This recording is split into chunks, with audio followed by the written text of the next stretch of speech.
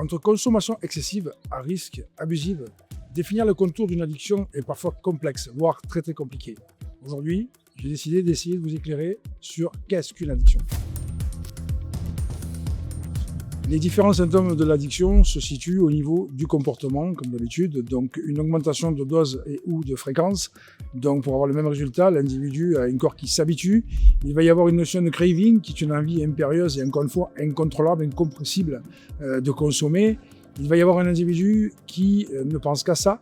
Il va y avoir une notion toujours de perte de contrôle importante, c'est-à-dire l'individu fait passer cette consommation avant tout, avant sa famille, avant son travail, avant son confort, son bien-être, ses finances. Ils continuent leur consommation malgré la conséquence négative. Ces individus donc seront caractérisés par cette dépendance, cette notion de perte de liberté. De choix surtout.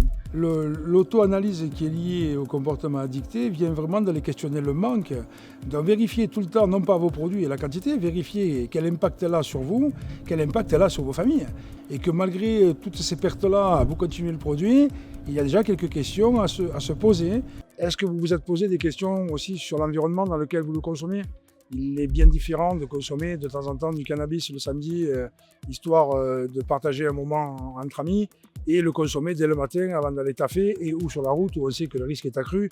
Si déjà, d'ores et déjà, vous êtes dans ces consommations-là, je pense qu'il y a quelques questions déjà que vous devez vous poser, oui.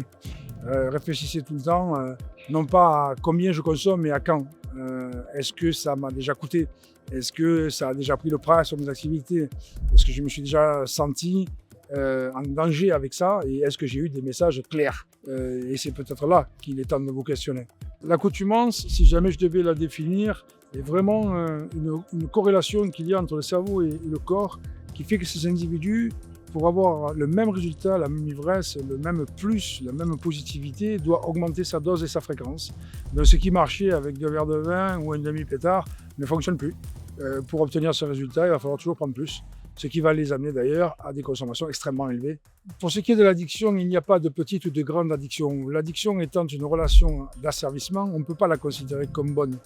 Une addiction est vraiment marquée par la perte de contrôle au détriment d'autres choses. Ces individus sont soumis et à aucun moment on pourra parler de bon esclavagisme. Comme quoi, connaître quelques critères de définition de l'addiction permettra sûrement de changer quelques destins.